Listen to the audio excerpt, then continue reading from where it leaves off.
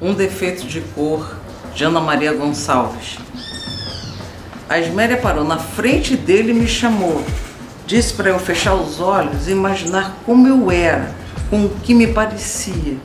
E depois eu podia abrir os olhos e o espelho me diria se o que eu tinha imaginado era verdade ou era mentira. Eu sabia que tinha a pele escura e o cabelo duro e escuro, mas me imaginava bem parecida com a Sinhazinha. Quando abri os olhos, eu não percebi de imediato que eram a minha imagem e a de Esméria paradas na nossa frente. Eu já tinha me visto nas águas de rios e de lagos, mas nunca com tanta nitidez. A minha vida seguiu um caminho e fui me deixando levar para muito longe do que tinha imaginado. E isso foi bom para mim, que tinha conseguido coisas com as quais os pretos nem sonhavam. Não porque sonhassem pequeno, mas porque não sabiam que tais sonhos eram possíveis. Aos domingos e nos dias santos, todos os escravos tinham folga certa, menos nós, os da casa grande, que precisávamos trabalhar se os senhores assim quisessem. E sempre queriam, pois falavam que a nossa vida era bem melhor que a vida dos escravos que viviam na senzala grande e que, portanto, não fazíamos favor algum abrindo mão de certas regalias. De fato, eu já tinha percebido que a nossa vida era melhor mesmo, apesar do pouco contato com os outros, de quem o senhor Zé Carlos fazia questão de nos manter afastados. Segundo a Esméria, é para que não pegássemos de novo os vícios selvagens dos pretos e assim servirmos melhor aos brancos. Mas eu desconfiava que ela não cumpria muito bem essa ordem, pois em algumas noites que eu fingia dormir, via que ela se levantava e saía, voltando somente na hora de torrar e moer o café para o desjejum. Ela também conversava muito com a nega Florinda, que aparecia de vez em quando na fazenda e de quem eu já tinha ouvido a Ana Filipa dizer que não gostava por ser metida até as unhas com bruxarias, embora se divertisse com as histórias que a preta contava. A nega Florinda era das pessoas mais antigas da ilha, morava lá desde que tinha chegado da África, ainda mocinha, e já era forra havia tanto tempo que ninguém vivo se lembrava dela como escrava. Era muito velha e parecia saber todas as histórias do mundo, desde que o mundo era mundo, como ela mesma dizia.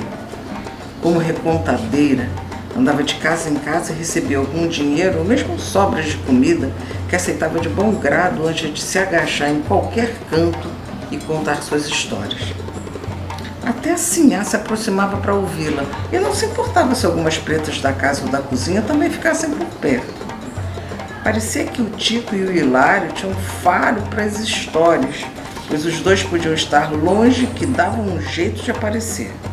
Aliás, os dois estavam sempre sumidos e muitas vezes, quando se precisava deles para fazer algo ou levar algum recado a pedido dos senhores, quem tinha recebido a incumbência de encomendar o serviço a eles acabava tendo que fazê-lo, porque só eram encontrados quando o assunto também lhes interessava, claro.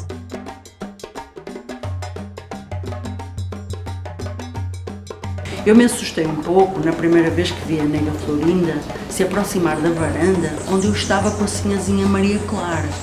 De longe, ela parecia um dos engungos.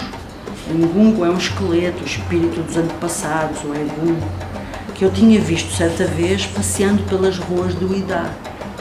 Era baixa e andava curvada, os passos rápidos para compensar as pernas curtas e usava uma bata inteiriça e colorida que ia até aos pés, com um pano à costa jogado sobre o ombro direito e em uma das mãos uma bolsa de tecido onde guardava o dinheiro ou as prendas que recebia por suas histórias. Usava vários colares de contas coloridas em volta do pescoço e em uma corda amarrada na cintura pendurava um sino pequeno e barulhento que tilintava para anunciar a sua chegada. Assim, a Ana Filipa não deixava que a nega Florinda fosse recebida sem que ela estivesse presente, pois queria ter certeza de que, como desdenhava, a velha não contaria histórias de feitiços, nem dos demónios que os pretos chamavam de santos e cultuavam como se fossem capazes de grandes feitos. Mas quando a sinhá estava cansada de bordar ou de ler, a nega Florinda era até bem recebida, com direito a refresco e um pedaço de pão ou bolo, sem falar no dinheiro. Além de dizer alôs muito bem, era interessante ver como a nega se preparava, batendo palmas ritmadas antes de começar e durante a narração, com força e velocidade diferentes para ajudar a fazer suspense. A primeira história que ela contou eu já conhecia. A minha avó tinha contado para mim, para Taiô e o Cocum, enquanto descia sobre o pé de Iroco, com uma pequena diferença no final que a nega Florinda devia ter feito para agradar a sinhá Ana Filipe. Era a história do Taiú e da tartaruga. Tartaruga em Iorubá, um dos apelidos da tartaruga é Ajapá, que significa a fada da cabeça pelada. Era então a história da Taiú e da tartaruga que viviam em um lugar onde há muito tempo não chovia, fazendo com que todos passassem fome. Antes procurei pelo Eufrásio, o capataz, ou pelos homens que trabalhavam com ele e não vi ninguém por perto. Na praia, apenas alguns pretos da senzala grande cuidavam dos barcos de pesca, ocupados com as próprias vidas, não dando importância ao que eu fazia da minha. Mesmo assim, pedi que entrássemos um pouco pelo palmeiral para o caso de alguém aparecer de repente. A nega Florinda disse que já sabia que eu precisava falar com ela e que podia ajudar. Contei como eu tinha chegado até ali e ela disse que isso já era um sinal de que os voduns e os orixás estavam comigo, mesmo que no momento eu não pudesse cultuá-los como mereciam, pois se eu tinha sobrevivido era porque havia uma importante missão a cumprir. Ela também era Jege, capturada em Ardra mais de 60 anos antes, vivendo como liberta havia mais de 30.